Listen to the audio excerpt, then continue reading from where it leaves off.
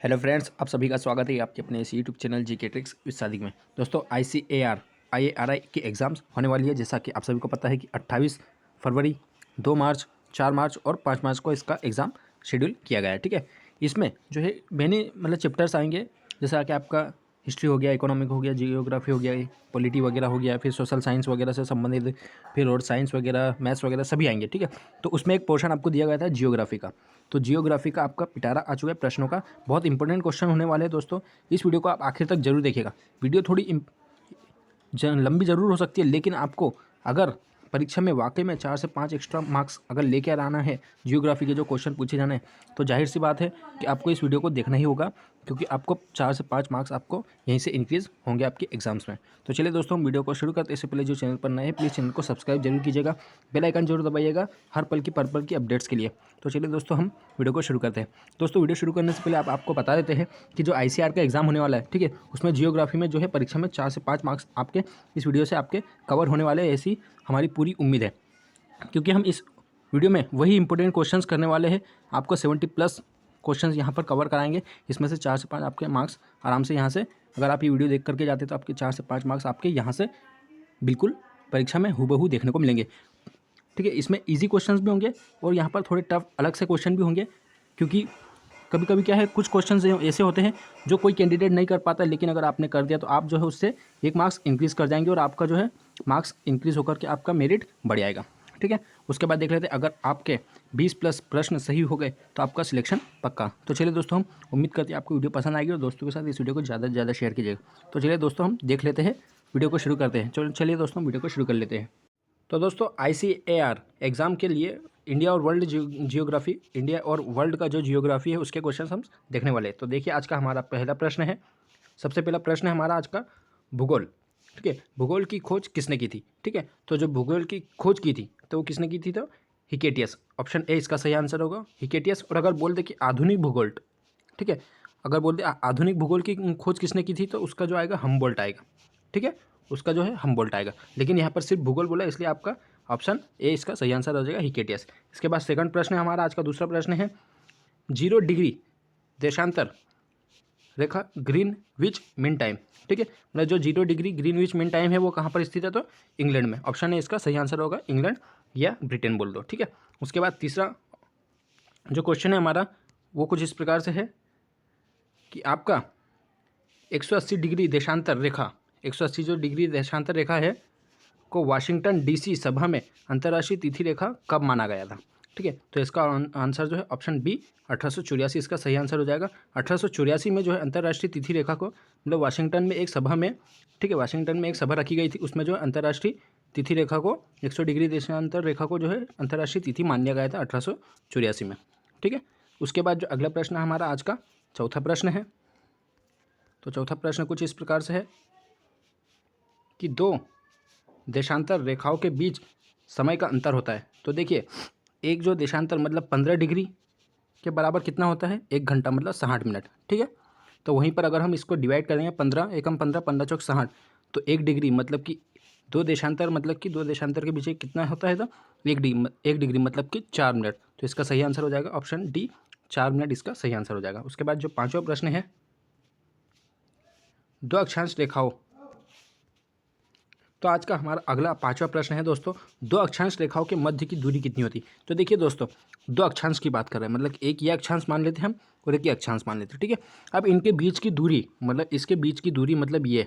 ठीक है, तो देखिए यहाँ पर एक लॉजिक बता रहा हूँ मैं आपको कि आप इसको कैसे याद रख सकते हैं। जब भी आपसे प्रश्न पूछे 2 अक्षांश रेखाओं के मध्य की दूरी कितनी होती है, तो इसका जो आंसर सही होगा वो ऑप्शन डी 111 किलोमीटर होगा। ठीक है, अब 111 कैसे याद रखिए? क्योंकि यहाँ पर 3 लाइन आ रही है, 111 में मतलब 3 लाइन आ रही है। ठीक है, और देखिए मैंने आपको बताया भी, तो ये 3 लाइन खींच के 1, 2 और एक ये तीसरी। ठीक है, तो ऐसे हमने 3 लाइन को याद रखें, मतलब 3 लाइन कैसी होती है? 111 किलोमीटर के बराबर। ठीक है, सेम ऐसे दिख रहा है। ठीक है, इसके बाद जो पाँचवा हमारा छठवां क्वेश्चन है वो कुछ इस प्रकार से है दोस्तों, न्यू मूरद्वीप कहाँ स्थित है? तो जो है ये भारत, ठीक है, भारत और बांग्लादेश के बीच में एक विवादित स्थल था। ठीक है, विवादित स्थल था जो कि बंगाल की खाड़ी में स्थित है। ठीक है, तो ऑप्शन ए इसका बंगाल की खाड़ी इसका सही आंसर हो जाएगा आपका।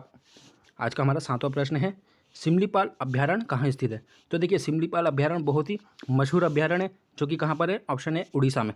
ठीक है, इसको हम कैसे याद रख सकते हैं कि एक मान के चलिए कि एक पक्षी है। ठीक है, एक पक्षी है जो कि सिम लेकर उड़ गया। ठीक है, एक सिम लेकर उड़ गया। ठीक है, तो सिम का वजन ज़्यादा नहीं था इसलिए वो उसको लेकर उड़ गया। तो ऑप्शन ए सिमलीपाल जो है उड़ीसा राज्य में स्थित है। उसके बाद जो है आज का आठवां प्रश्न है हमारा। आज का हमारा आठवां प्रश्न है दोस्तों, बेसाल्ट चट्टान के टूटने से बनती है। तो देखिए याद रखिए दोस्तों, ब से बनता है बेसाल्ट, ब से बनता है ब्लैक सॉइल मतलब कि काली मिट्टी। बेसाल्ट चट्टान के टूटने से जो है काली मिट्टी बनती है।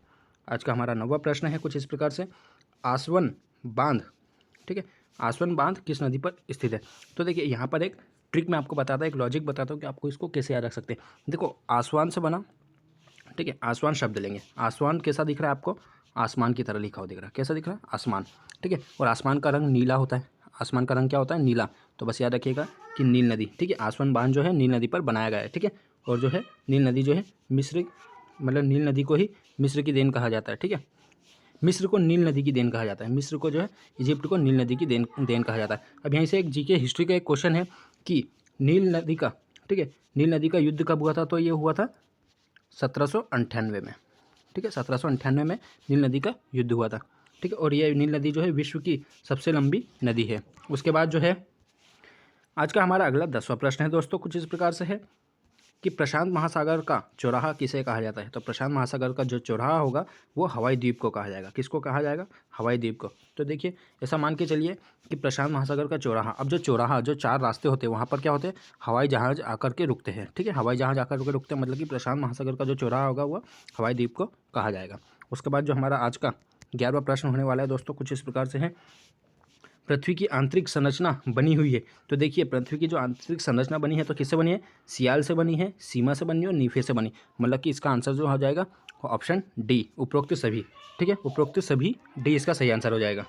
मतलब कि जो पृथ्वी की जो संरचना होती है वो तीनों से बनी होती है। ठीक है, और यहाँ पर मैं आपको बता देता हूँ कि जो पृथ्वी की संरचना सियाल, सीमा और नीफे से बनी है। मतलब कि सियाल मतलब होता है सिलिका, एल्यूमिनियम, ठीक है, और सीमा से बना है सिलिका, ठीक है, मैग्नीशियम, ठीक है, और नीफे से बना मतलब कि निकिल, ठीक है, निकिल और आयरन मतलब कि एफी, ठीक है, आयरन बना है। ठीक है, उसके बाद जो है हमारा अगला प्रश्न है, कालगुर्ली और कुलगाड़ी सोने की खाने कहाँ स्थित है? कालगुर्ली और कुलगाड़ी जो सोने की खाने है वो ऑस्ट्रेलिया, ऑप्शन बी इसका सही आंसर होगा। उसके बाद जो है 13वां जो है, सूरत किस नदी के किनारे स्थित है? तो देखिए नदियों के किनारे बसे शहर, ठीक है, कौन सा शहर कहाँ कौन सी नदी के किनारे स्थित है, उससे रिलेटेड भी बहुत सारे क्वेश्चंस पूछ लिए जाते हैं। ठीक है, तो जो है सूरत जो है ताप्ती नदी के किनारे स्थित है। ठीक है, तो यहाँ पर ताप्ती नदी इसका सही आंसर हो जाएगा। उसके बाद जो देख लेते हैं अगला प्रश्न जो है, सभी वायुमंडलीय घटनाएँ जैसे बादल, गरजना, आंधी, वर्षा वगैरह, ठीक है, ये सब कहाँ पर होते हैं? तो ये जो पृथ्वी की जो सबसे निचली परत होती है मतलब कि क्षोभ मंडल, ठीक है, ट्रोपोस्फियर, वहाँ पर होती है। ठीक है, ट्रोपोस्फियर मतलब क्षोभ मंडल में ये घटनाएं होती है। उसी के बाद जो है विश्व की प्रसिद्ध मक्का की मंडी कहाँ पर है?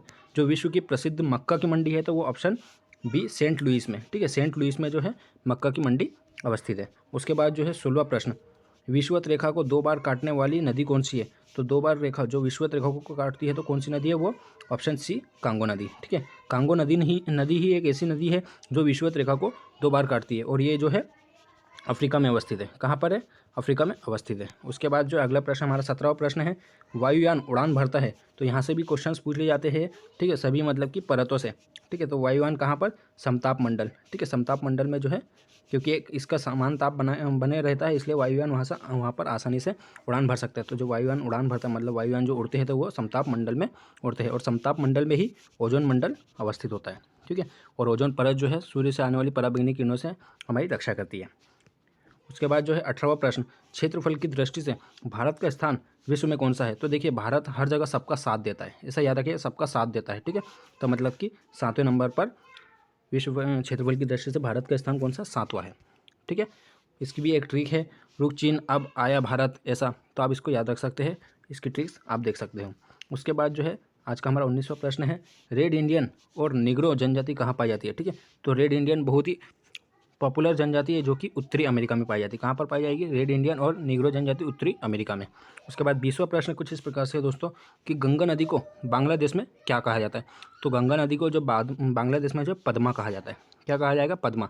उसके बाद जो 21वां प्रश्न है पृथ्वी की ऊपरी परत कहलाती है। तो ऊपरी परत जो होती है वो ऑप्शन ए क्रस्ट इसका सही आंसर हो जाएगा। पृथ्वी की ऊपरी पृष्ठ जो है क्रस्ट कहलाती है। ठीक है दोस्तों, आज का हमारा 22वां प्रश्न है, इड्डू की परियोजना जो कि पेरियार नदी पर बनाई गई है वह दक्षिण भारत के निम्नलिखित में से किस राज्य में अवस्थित है। बहुत इंपॉर्टेंट क्वेश्चन है, वेरी वेरी इंपॉर्टेंट क्वेश्चन है, क्योंकि दोस्तों यहाँ पर से क्वेश्चन एक बनता ही है। तो इड्डू की परियोजना जो है केरल में है। ठीक है, जो कि किस पर, पेरियार नदी पर बनाई गई है। तो उम्मीद करता हूँ आपको समझ में आएगा, क्योंकि देखिए यहाँ पर एक लॉजिक कैसे लगा सकते हैं आप कि इड्डू की, ठीक है, मतलब कि डुबकी आपको लगाना है तो आपको जब भी डुबकी लगाना है तो यहाँ पर आपको पे करना पड़ेगा। ठीक है, पेमेंट करना पड़ेगा। ठीक है, फ़ोनपे वगैरह, गूगल पे वगैरह आप कुछ भी कर सकते हैं। तो किस राज्य में है, केरल में है।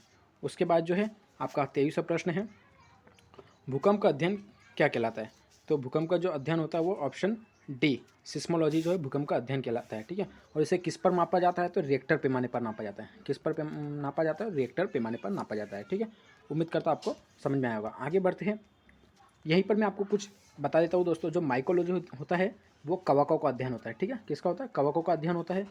ठीक है, एस्ट्रोलॉजी मतलब कि ये ब्रह्मांड वगैरह से संबंधित होता है। ठीक है, उसके बाद जो साइटोलॉजी होती है वो कोशिका, ठीक है, कोशिका वगैरह के अध्ययन कहलाता है। ठीक है, और सिस्मोलॉजी आपका भूकंप का अध्ययन कहलाता है। उसके बाद जो आज का हमारा 24वां प्रश्न कुछ इस प्रकार से है दोस्तों, कि भारत में लगभग 80% वर्षा किस मानसून से होती है। तो जो है जून जुलाई में जो मानसून आता है कौन सा है, दक्षिण पश्चिम मानसून। तो ऑप्शन बी इसका सही आंसर हो जाएगा, दक्षिण पश्चिम मानसून। ठीक है, उसके बाद जो लौटता हुआ मानसून होता है तो वो कौन सा होता है, तो वो उत्तर पूर्व मानसून होता है। ठीक है, लौटता हुआ मानसून मतलब कि यहाँ पर अक्टूबर नवंबर में जो आपका जो तमिलनाडु वगैरह और आंध्र प्रदेश वगैरह की जो तटों पर मतलब जो वर्षा होती है ना, वो लौटता हुआ मानसून मतलब कि उत्तर पूर्व मानसून के अकॉर्डिंग होता है।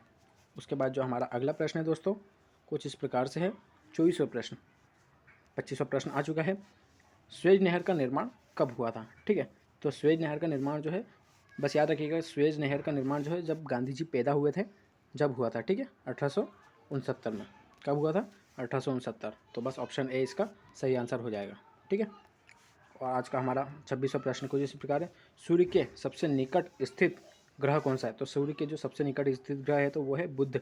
ठीक है, बुध सबसे अपने सौरमंडल का सबसे छोटा ग्रह भी माना जाता है, जो कि 88 दिनों में, मतलब पृथ्वी के 88 दिनों के बराबर के दिनों में ही मतलब कि सूर्य की एक परिक्रमा पूरी कर लेता है सबसे कम समय में।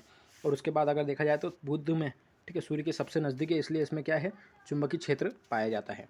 ठीक है, उसके बाद ही आज का हमारा 27वां प्रश्न कुछ इस प्रकार से है दोस्तों।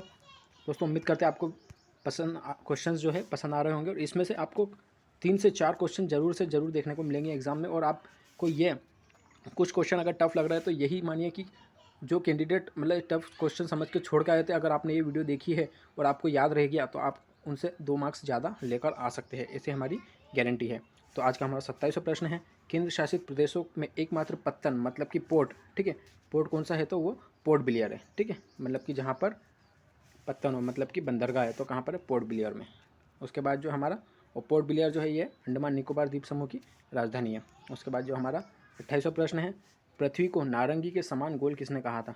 तो नारंगी के समान, देखिए नारंगी क्या होता है, एक फल होता है। ठीक है, और कौन सा ऐसा एक लॉजिक लगा के याद रख सकते हैं कि नारंगी एक फल होता है, और कौन सा एक ऐसा वैज्ञानिक था, ठीक है, मतलब खोज करता था जिसके ऊपर मतलब फल गिरा था, मतलब कि सेब गिरा था, तो किसके ऊपर गिरा था, न्यूटन के ऊपर। तो बस यहाँ पर याद रखिएगा, नारंगी के समान पृथ्वी को गोल किसने कहा था, तो न्यूटन, ऑप्शन है न्यूटन। ठीक है, और इनको जो है गति के नियम का खोजकर्ता भी बोला जाता है। ठीक है, उसके बाद जो है मकालू पर्वत किस देश में स्थित है। तो मकालू बहुत इंपॉर्टेंट क्वेश्चन है, ये जो है चीन और नेपाल दोनों जगह ही अवस्थित है, मतलब कि उपरोक्त दोनों। ठीक है, नेपाल और चीन में दोनों जगह मकालू पर्वत स्थित है। उसके बाद ऑप्शन हमारा 30वां प्रश्न है, चंद्र ग्रहण कब होता है। तो चंद्र ग्रहण मतलब कि चंद्र से बना चंद्रमा, तो आखिरी में माँ आ गया, मतलब याद रखिएगा पूर्णिमा। तो चंद्र ग्रहण कब होता है, पूर्णिमा। तो चंद्र ग्रहण कब होता है, जब सूर्य और जो मून, ठीक है, मतलब जो सन और मून होता है, ठीक है, मतलब कि सूर्य और चंद्रमा जब के बीच में जो है पृथ्वी आ जाती है। ठीक है, मतलब ऐसा याद रखिए सेम, जब सेम होता है तो मतलब चंद्र ग्रहण होता है। तो बस सूर्य और चंद्रमा के बीच में जब पृथ्वी आ जाती है तो चंद्र ग्रहण होता है। ठीक है, उसके बाद 31वां प्रश्न कुछ इस प्रकार है, हिमालय हीरो की ऑल एवं एंडीज पर्वत किसके उदाहरण है। ठीक है, ये यहाँ पर ये है हिमालय, रॉकी वगैरह, ये सब एंडीज पर्वत किसके उदाहरण है, तो ये वलित पर्वत, ऑप्शन ए जो है वलित पर्वत। ठीक है, हिमालय और रॉकी वगैरह जो एंडीज वगैरह है ना, यहाँ पर हीरो नहीं है, ठीक है, ऑल नहीं है, ये क्या होगा, रॉकी। ठीक है, रॉकी, ये सभी पर्वत जो है किसके उदाहरण, वलित पर्वत के उदाहरण है। उसके बाद जो है हमारा 32वां प्रश्न कुछ इस प्रकार है, विश्व का सबसे ऊंचा ज्वालामुखी कौन सा है। तो जो सबसे ऊंचा ज्वालामुखी है तो कोटोपेक्सी इक्वाडोर। ठीक है, ये सक्रिय ज्वालामुखी है, एक प्रकार का सक्रिय ज्वालामुखी है, और कहाँ पर अवस्थित है, इक्वाडोर में। ठीक है, उसका नाम क्या है, कोटोपेक्सी। तो विश्व का सबसे ऊंचा ज्वालामुखी। तो देखिए ऊंचे से आप कैसे याद रख सकते हो, ऊंचा क्या होता है, एक दरवाजा भी होता है, दरवाजा मतलब डोर। तो इक्वाडोर में एक कोटोपेक्सी। ठीक है, सबसे ऊंचा ज्वालामुखी है।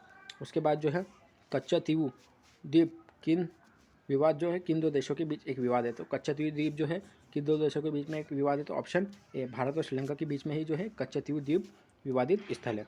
उसके बाद हमारा आज का 34वां प्रश्न कुछ इस प्रकार से है, भारत में वायु परिवहन की शुरुआत कब की गई थी। तो वहाँ वायु परिवहन की शुरुआत जो है लॉर्ड हार्डिंग, ठीक है, लॉर्ड हार्डिंग, ठीक है, लॉर्ड हार्डिंग द्वितीय के समय पर स्टार्ट की गई थी 1911 में। ठीक है, कब की गई थी, 1911 में। उसके बाद जो है पृथ्वी के ताप को बनाए रखता है। तो पृथ्वी के ताप को कौन बनाए रखता है, तो जल वाष्प होता है, वो भी आपकी पृथ्वी को तापमान को बनाए रखता है, और CO2 कार्बन डाइऑक्साइड भी जो है तापमान को बनाए रखता है। तो उपरोक्त ए और बी दोनों इसका सही आंसर हो जाएगा। उसके बाद जो आज का हमारा 36वां प्रश्न बहुत इंपॉर्टेंट क्वेश्चन है दोस्तों। इसमें कन्फ्यूजन आप अगर होते हो तो बिल्कुल भी आप कन्फ्यूजन नहीं होंगे, क्योंकि हम आपको इसमें एक ऐसा लॉजिक बताने वाला है कि आप इसको कभी भी आंसर को गलत नहीं करोगे। तो अंग्रेजी के अक्षर ओ के आकार का महासागर है। तो कौन सा है, अटलांटिक महासागर, प्रशांत महासागर, हिंद महासागर या अरब सागर। तो देखिए अंग्रेजी अक्षर है ओ। ठीक है, ओ मतलब पूरा ऐसा होता है। ठीक है, मतलब कि इसने क्या किया है, चारों तरफ से घेर रखा है, चारों तरफ से घेर रखा मतलब सबसे बड़ा होगा। ठीक है, तभी तो चारों तरफ से इसने सभी को घेर रखा है। तो सबसे बड़ा कौन सा है सागर है, तो प्रशांत महासागर। तो प्रशांत महासागर ने जो है पृथ्वी को मतलब पूरी तरह से ऐसा घेर रखा है, ऐसा मान के चलिए। ठीक है, तो ऐसा प्रशांत महासागर इसका सही आंसर हो जाएगा। ऑप्शन बी इसका सही आंसर हो जाएगा। प्रशांत महासागर को ही जो है अंग्रेजी अक्षर ओ से डिनोट करते हैं, और अगर अटलांटिक की बात करें तो वो उसको अंग्रेजी अक्षर ए से शो करते हैं। उसके बाद जो है 37वां प्रश्न है, विश्व का सर्वाधिक अंगूर व जैतून उत्पादक देश कौन सा है। ठीक है, बहुत इंपॉर्टेंट क्वेश्चन है कि यहाँ पर आपका सर्वाधिक जो अंगूर और जैतून उत्पादक होता है तो कहाँ पर होता है, इटली। ठीक है, इटली में इसका सर्वाधिक उत्पादन होता है। आगे बढ़ते हैं। उसके बाद जो आज का 38वां प्रश्न कुछ इस प्रकार से है दोस्तों, इंग्लिश चैनल किन दो देशों को अलग करता है। तो इंग्लिश चैनल जो है बहुत इंपॉर्टेंट क्वेश्चन है, बहुत इजी क्वेश्चन भी, इंग्लैंड और फ्रांस को। ठीक है, इंग्लैंड और फ्रांस को जो है इंग्लिश चैनल पार करता है। ठीक है, अलग करता है। उसके बाद जो है 39वां प्रश्न है, गोंडवाना कोयला क्षेत्र किस राज्य में स्थित है। तो गोंडवाना कोयला क्षेत्र, ये जो है कोयला क्षेत्र गोंडवाना, याद रखिएगा कि ऑप्शन सी मध्य प्रदेश क्षेत्र में स्थित है, मध्य प्रदेश राज्य में स्थित है गोंडवाना कोयला क्षेत्र। उसके बाद 40वां प्रश्न कुछ इस प्रकार से है, खरीफ फसल की बुआई का समय क्या होता है। तो खरीफ फसल की जो बुआई का समय होता है वो होता है आपका जून जुलाई। ठीक है, जून जुलाई मतलब कि आपका जब दक्षिण पश्चिम मानसून आता है, ठीक है, जब आपकी बारिश शुरू होने लगती है तभी मतलब कि इसकी बुआई कर ली जाती है। उसके बाद 41वां प्रश्न कुछ ऐसा है, चुंबकीय क्षेत्र वाला ग्रह है। देखिए अभी हमने आपको बताया कि जो सूर्य के सबसे पास होगा उसमें चुंबकीय क्षेत्र पाया जाएगा। ठीक है, तो मतलब कि चुंबकीय क्षेत्र वाला ग्रह कौन सा है, तो बुध। ऑप्शन ए इसका सही आंसर हो जाएगा, बुध। बुध में चुंबकीय क्षेत्र पाया जाता है। उसके बाद जो है आज का हमारा 42वां प्रश्न कुछ इस प्रकार से है दोस्तों, अटलांटिक महासागर से पश्चिमी द्वीप समूह के चारों ओर चलने वाली चक्रवाती तूफान को क्या कहा जाता है। तो इसको जो है अटलांटिक महासागर की तरफ से चल रहे हैं तो इसको हरिकेन कहा जाएगा। क्या कहा जाएगा, हरिकेन।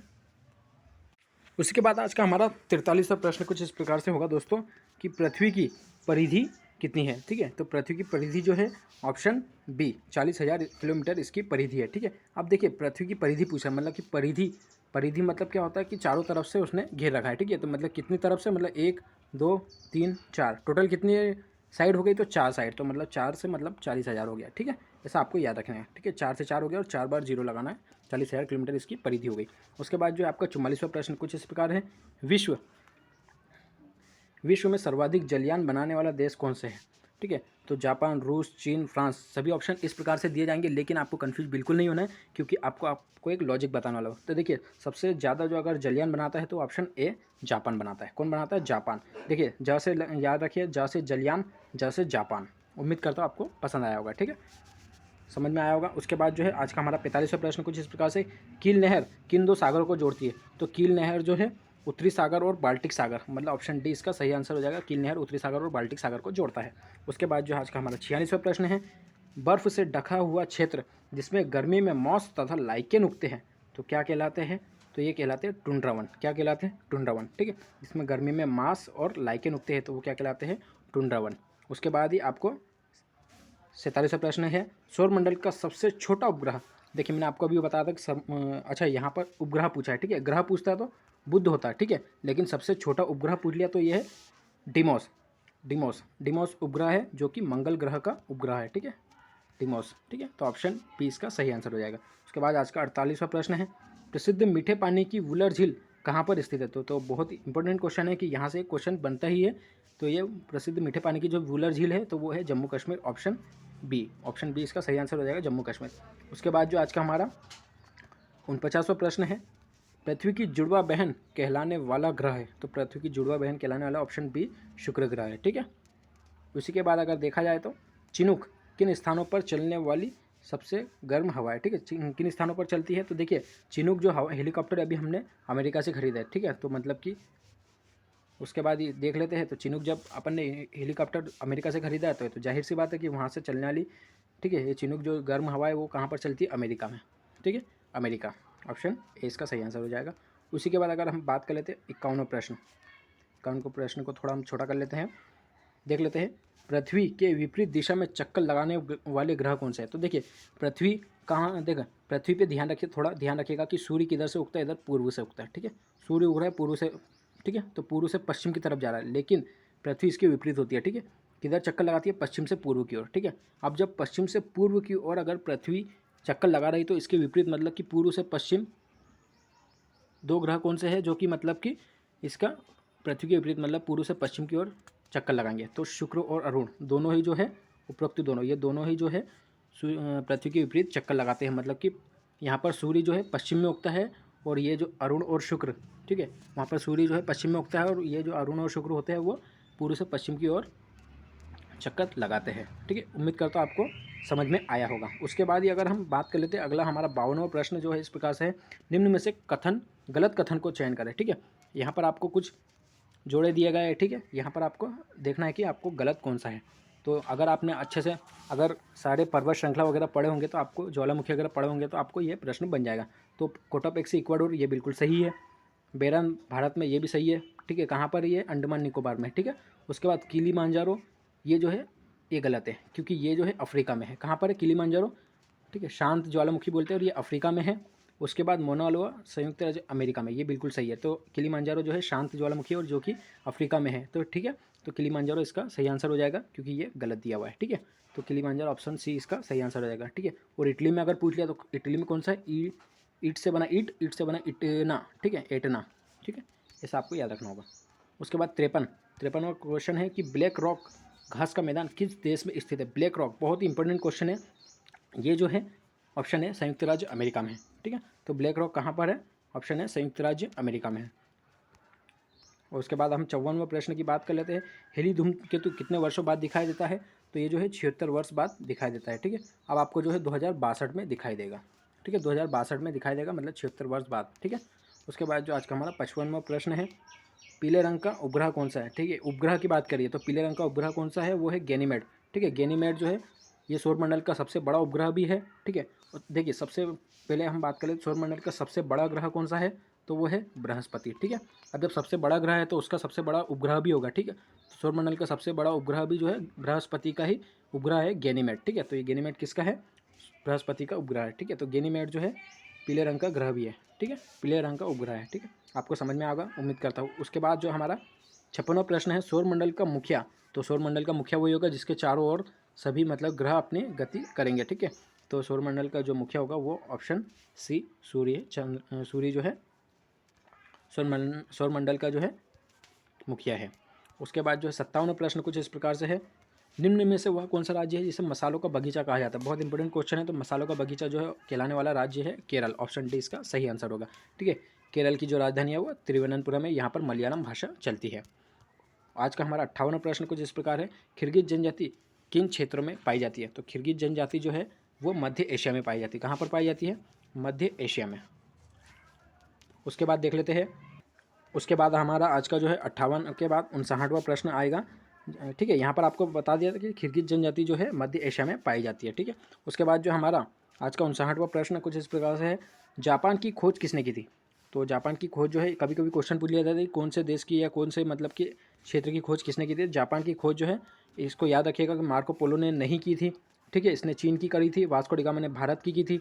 ठीक है, उसी के बाद अगर देख ले तो मैगलन ने जो है संपूर्ण मतलब कि समुद्र का मतलब पूरे मतलब विश्व का जो है समुद्र के मार्ग से मतलब कि भ्रमण किया था। उसके बाद जो सेंट फ्रांसिस जेवियर इन्होंने जापान की खोज की थी। ठीक है, तो जापान की खोज का श्रेय किन्हें जाता है? तो option D saint Francis Xavier. तो जैसे बना जेवियर, जैसे बना जापान। उम्मीद करता आपको समझ में आया होगा।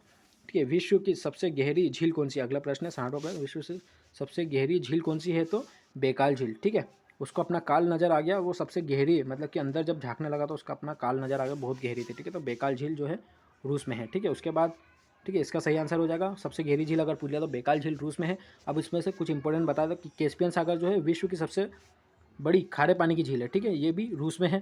ठीक है, उसके बाद जो ईरी झील है अमेरिका में है, और जो टिटिकाका झील है ठीक है वो सबसे ऊंची झील है। ठीक है, सबसे ऊंची झील कौन सी है? टिटिकाका, जो कि पेरू और बोलीविया में अवस्थित है। उसके बाद जो है 61वां प्रश्न है, झेलम नदी का उद्गम स्थल कौन सा है? तो झेलम जो नदी है वो कहाँ पर है? जम्मू कश्मीर में। ठीक है, ठीक है, श्रीनगर जो है झेलम नदी के किनारे अवस्थित है। तो श्रीनगर में क्या है? शेषनाग झील। ठीक है, क्या है? शेषनाग झील। उम्मीद करता आपको समझ में आया होगा। जितने भी देखिए दोस्तों जितने भी झीलों में अगर नाग आ गया, एक आपको इंपॉर्टेंट ट्रिक बताता हूँ, जिसमें भी नाग आ गया तो वो जम्मू कश्मीर आपको लगाना है। ठीक है, और जिसमें भी ताल आ गया मतलब आपको उत्तराखंड लगाना है। ठीक है, जितनी भी झीलों में नाम आ गया। ठीक है, उसके बाद है 62वां प्रश्न, विश्व निम्न विकल्पों में से नदी और उनके तट पर स्थित शहरों में से गलत विकल्प का चयन करें। ठीक है, यहाँ पर कुछ शहर दिए उनके मतलब वो किस नदी के किनारे अवस्थित है, उनमें से आपको गलत का चुनाव करना है। तो देखो, जबलपुर नर्मदा नदी के किनारे बिल्कुल सही है, अयोध्या सरयू नदी के किनारे बिल्कुल सही है, दिल्ली यमुना नदी के किनारे बिल्कुल सही है, लेकिन श्रीनगर अभी आपको मैंने बताया कि श्रीनगर जो है झेलम नदी के किनारे, तो यहाँ पर हुगली, यहाँ पर इसका गलत आंसर दिया हुआ है। ठीक है, तो श्रीनगर जो है झेलम नदी के किनारे मतलब कि ये आपका गलत हो जाएगा। तो श्रीनगर जो है झेलम नदी के किनारे, और हुगली जो है हुगली नदी के किनारे कोलकाता है। ठीक है, क्या है? कोलकाता। उम्मीद करता आपको समझ में आया होगा। तो जो इसका ऑप्शन डी जो है इसका सही आंसर हो जाएगा कि दिल्ली श्रीनगर के किसके किनारे है? तो झेलम नदी के किनारे। ठीक है, ये गलत ऑप्शन हो गया आपका। उसके बाद जो है आपका 63वां प्रश्न कुछ इस प्रकार से है, भारत में स्थित प्रमुख दर्रे और उनसे संबंधित राज्य का बेमेल कीजिए। ठीक है, मतलब कि अलग मतलब ओड निकालना, मतलब कि विषम को चुनना है। अगर आपने दर्रे और मतलब कि इनसे संबंधित राज्य अगर अच्छे से पढ़े होंगे तो आपको बिल्कुल ये क्वेश्चन इजीली बन जाएगा। तो देखिए, जोजिला दर्रा जम्मू कश्मीर में बिल्कुल सही है, और रोहतांग दर्रा हिमाचल प्रदेश में ये बिल्कुल सही है। दीफू दर्रा, ये दीफू दर्रा जो है आपका कहाँ पर है? ये अरुणाचल प्रदेश में। कहाँ पर है? अरुणाचल प्रदेश में। तो ये आपका बिल्कुल गलत हो जाएगा। ठीक है, तो ये आपका आंसर इसका ये आपका मतलब अलग हो जाएगा। ठीक है, और नीति दर्रा आपका उत्तराखंड में। ठीक है, तो नीति दर्रा जो है आपका उत्तराखंड में, तो इसका जो है दीफू दर्रा एकदम ये बिल्कुल अलग हो जाएगा। ठीक है, जो कि अरुणाचल प्रदेश में है। ठीक है, उसके बाद जो आपका हमारा 64वां प्रश्न है, पुलिकट झील किस राज्य में अवस्थित है? तो ये आपको बताना होगा कि पुलिकट झील जो है ऑप्शन ए तमिलनाडु में स्थित है। उम्मीद करता आपको समझ में आया होगा। ठीक है, उसके बाद एक इंपॉर्टेंट और क्वेश्चन है, नाथुला दर्रा किस राज्य में स्थित है? तो इसका यदि आपको आंसर पता है तो प्लीज़ हमें कमेंट बॉक्स में बताइएगा कि इसका सही आंसर क्या होगा। ठीक है, नाथुला दर्रा जो है किस राज्य में स्थित है? तो उम्मीद करता आप ज़रूर से ज़रूर इसको कमेंट सेक्शन में हमें कमेंट करके बताओगे कि नाथुला दर्रा किस राज्य में अवस्थित है। ठीक है, उसके बाद हमारा आज का 66वां प्रश्न है, नेवेली ताप विद्युत ग्रह कहाँ पर स्थित है? ठीक है, तो नवेली ताप विद्युत जो ग्रह है तो वो कहाँ पर स्थित है? तो ऑप्शन बी। ठीक है, तमिलनाडु में। तमिलनाडु में ही जो है नेवेली ताप विद्युत ग्रह स्थित है। ठीक है, अब इसको कैसे याद रख सकते हैं आप? नॉर्मली एक लॉजिक बताता है। ठीक है, एक फ़नी लॉजिक है कि नई नवेली, ठीक है, नई नवेली मतलब कि दुल्हन थी, उससे मिलने जाना है। ठीक है, मतलब कि एक कोई देवर वगैरह हो, कोई बहन वगैरह हो। ठीक है, तो नई नवेली दुल्हन से मिलने जाना है, कैसा आप लॉजिक से याद रख सकते हैं। ठीक है, अब उसके बाद सरिस्का बांध। ठीक है, सरिस्का वन्यजीव अभ्यारण्य, ये एनटीपीसी में क्वेश्चन पूछा गया था। ठीक है, एनटीपीसी सीबीटी 1 में पूछा गया क्वेश्चन था कि सरिस्का वन्यजीव अभ्यारण्य, बहुत सारे क्वेश्चन इसमें एनटीपीसी में पूछे गए थे। और आपका इंपॉर्टेंट, क्योंकि जो कि टीसीएस आपका एग्जाम ले रहा है तो यहाँ से आपके क्वेश्चन जरूर से जरूर उठने हैं। ठीक है, तो सरिस्का बांध जो है आपका कहाँ, सरिस्का वन्यजीव अभ्यारण्य कहाँ पर है? तो ऑप्शन डी राजस्थान में स्थित है। तो देखिए, इसमें आप लॉजिक क्या लगा सकते हैं कि आधा सा है तो इधर भी आधा सा है। ठीक है, राजस्थान में स्थित है। सरिस्का बांध जो है वन्यजीव अभ्यारण्य जो है राजस्थान में अवस्थित है। उसके बाद जो है नागार्जुन सागर बांध किस नदी पर बनाया गया है? तो बहुत इंपॉर्टेंट क्वेश्चन है। नागार्जुन सागर बांध जो है ऑप्शन बी कृष्णा नदी पर बनाया गया है। उसके बाद जो हमारा आज का हमारा 69वां प्रश्न है, लगभग हम समाप्त करने वाले हैं। ठीक है, तो यहाँ पर आपका जो है बॉक्साइट निम्न में से किसका अयस्क है, तो बहुत इंपॉर्टेंट क्वेश्चन है, जो कि बॉक्साइट जो है ऑप्शन डी एल्यूमिनियम का अयस्क है। और ये जो बॉक्साइड हो वो मैक्सिमम जो है हमारे यहाँ पर भारत में उड़ीसा में पाया जाता है। ठीक है, उड़ीसा में पाया जाता है। तो बॉक्साइट किसका अयस्क है, तो एल्यूमिनियम का अयस्क है। उसके बाद ही अगर हम देख लेते हैं अगला क्वेश्चन हमारा 70वां प्रश्न, निम्न में से किस देश को शक्कर का कटोरा कहा जाता है। तो बहुत इंपॉर्टेंट क्वेश्चन है, उम्मीद करता हूँ कि आपको इसका आंसर पता होगा। तो इसका अगर आपको आंसर पता होगा तो प्लीज़ हमें बताइए। ठीक है, तो इसका आंसर जो सही हो जाएगा option B Cuba. Cuba is the right answer, क्योंकि क्यूबा में ही शक्कर का कटोरा कहा जाता है क्यूबा को। ठीक है, विश्व का।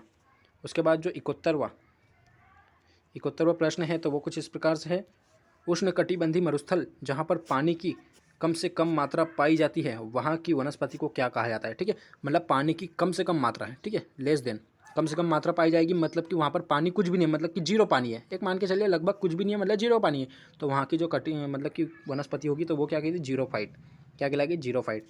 तो 71 प्रश्न आपने कर लिए। इसमें से उम्मीद करते हैं आपको एग्जाम में 4 से 5 क्वेश्चन जरूर देखने को मिलेंगे। अगर आपको वीडियो पसंद आई, और दोस्तों अगर आपको वीडियो पसंद आए तो प्लीज़ दोस्तों के साथ वीडियो को शेयर कीजिएगा। और अगर आपने वीडियो देखी और आपने एग्जाम्स में, ठीक है, इसमें से कुछ भी प्रश्न आपको 1 हो, 2 हो, 4 हो, 8 हो, जो भी आपको जितने भी प्रश्न देखने को मिले तो प्लीज़ हमें कमेंट करके जरूर बताइएगा कि हाँ सर आपकी वीडियो में से हमसे क्वेश्चंस पूछे गए थे। ठीक है, हमें इस क्वेश्चन से आए थे। ठीक है, इस वीडियो से क्वेश्चंस आए थे। तो उम्मीद करता हूँ आप सभी को वीडियो पसंद आएगी। दोस्तों के साथ इस वीडियो को ज़्यादा से ज़्यादा शेयर कीजिएगा। आप सभी कैंडिडेट्स को जो है ऑल द बेस्ट, सभी ICAR वाले कैंडिडेट्स को ऑल द बेस्ट, सभी स्टूडेंट्स को। तो उम्मीद करते हैं आपके सभी कैंडिडेट्स के जो है पेपर्स अच्छे से अच्छे जाएंगे। तो चलिए दोस्तों, हम वीडियो को समाप्त करते हैं। इस जो भी चैनल पर नए प्लीज़ चैनल को सब्सक्राइब जरूर कीजिएगा। दोस्तों के साथ इस वीडियो को ज़्यादा से ज़्यादा शेयर करके बेल आइकन जरूर दबाइएगा पल पल की अपडेट्स के लिए। तो चलिए दोस्तों, हम वीडियो को समाप्त करते हैं। नेक्स्ट वीडियो में मिलते हैं, तब तक के लिए अपना ख्याल रखिए। Okay bye.